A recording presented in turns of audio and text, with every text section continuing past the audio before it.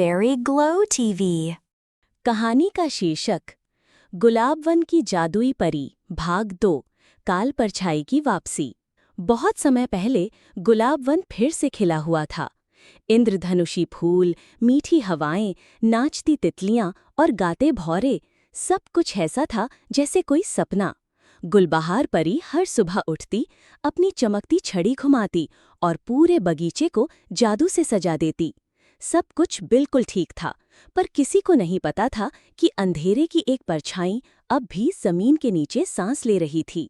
एक रात जब चांद पूरा था और जंगल सो रहा था, गुलबहार को एक अजीब सी आवाज सुनाई दी, जैसे कोई फुसफुसा रहा हो, प्रकाश से जीत नहीं, केवल समय की हार है। वो चौंक कर उठी, अपने कमल घर के नीचे गई और देखा जमीन की दरार अब बड़ी हो चुकी थी और उसमें से निकली एक काली नीली परछाई। वो न पूरी अंधेरी थी, न पूरी जानी पहचानी। गुलबहार ने साहस जुटाया और पूछा, तुम कौन हो? उसने जवाब दिया, मैं हूँ काल प्रतिछाया, काल परछाई की परछाई, उसका छाया पर। मुझे कोई जादू नहीं मिटा सकता। मुझे हराने के लिए तुम्हें अपने अंदर का डर हराना होगा। गुलबहार घबरा गई, लेकिन फिर वो भागी बूढ़े बरगद के पास। उसने सब बताया। बूढ़ा पेड़ बोला, एक ही उपाय है। अंतर्ज्योति पर्वत पर पूर्णिमा की रात एक रहस्यमयी किताब प्रकट होती है, रात्रिवेदी ग्रंथ। उसमें होगा इस परछाई को हराने का रहस्य, लेकिन उस पर्वत तक पहुंचने का रास्ता बेहद खतरनाक है। गुलबहार तैयार हो गई। उसने अपनी सबसे प्यारी परी सहेली नूरा को साथ लिया और निकल पड़ी एक और जादुई यात्रा पर। सबसे पहले वे पहुंचे भूलते समय की घाटी में। जैसे ही अंदर गईं, सब भूलने लगीं, नाम, रास्ता, मकसद। गुलबहार को कुछ याद नहीं रहा, लेकिन तभी उसके बालों में बंधी तितली ने अपने पंख फड़फड़ाए और बचपन की माँ की लोरी सुनाई। गुलबहार को सब याद आ गया। वो आगे बढ़ीं। फिर आई शीशों का जंगल, जहाँ हर शीशा एक झूठा भविष्य दिखाता था। एक शीशे में गुलबहार खुद को रानी की तरह देखती है, ताज पहनकर गुलाब वन पर राज करती हुई। पर नूरा ने कहा, जो सिर्फ तुम्हारा हो वही सच होता है, बाकी सब परछाई हैं।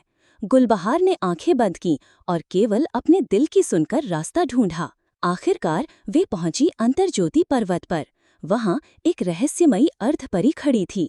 उसने कहा, इस ग्रंथ को खोलने की कीमत है एक जादू, एक स्मृति और एक आंसू। क्या तैयार हो? गुलबहार ने सोचे बिना अपना सबसे प्यारा जादू छोड़ दिया, फूलों को उड़ना सिखाना। अपनी सबसे प्यारी स्मृति छोड़ी, जब उसकी माँ ने पहली बार उसे गले लगाया था, और बहाया एक सच्चा आंसू, डर का नहीं, प्यार का। तभी ग्रंथ खुला और उसमें लिखा था, काल प्रतिछाया को सिर्फ उसकी अपनी परछाई से मिलाकर ही हराया जा सकता है, यानी गुलबहार को खुद अपने अंदर की परछाई से लड़ना होगा। गुलबहार और नूरा तुरंत गुलाबवन लौटीं। अब वहां फूल जम चुके थे, हवाएं बर्फ की तरह ठंडी थीं, सब कुछ ठहरा हुआ था, और सामने खड़ी थी काल प्रतिछाया पूरी शक्ति में। गुलबहार ने अपनी आंखें बंद कीं और खुद के अंदर झांका। उसे अपनी सबसे कमजोर बातें दिखीं, अकेलापन, डर, ईर्ष्या। और तभी उसके सामने खड़ी हो गई उसकी खुद की परछाई, वही चेहरा, वही आवाज, पर आंखों में खालीपन। मैं तुझ में ही हूँ, परछाई बोली। जब तू डरती है, जब तू खुद को छोटा समझती है, मैं तभी जागती हूँ। गुलबहार ने आंखें नहीं चुराईं। उसने धीरे धीरे हाथ बढ़ाया और परछाई को गले लगा लिया।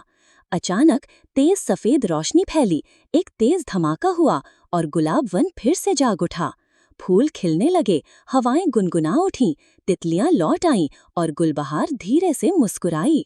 बूढ़ा बरगद बोला, तू अब सिर्फ जादुई परी नहीं, तू है अंधेरे को समझकर उसे मिटाने वाली योद्धा। तू है प्रकाश की सच्ची रक्षक। और तभी आकाश में चमक उठी एक नई रोशनी।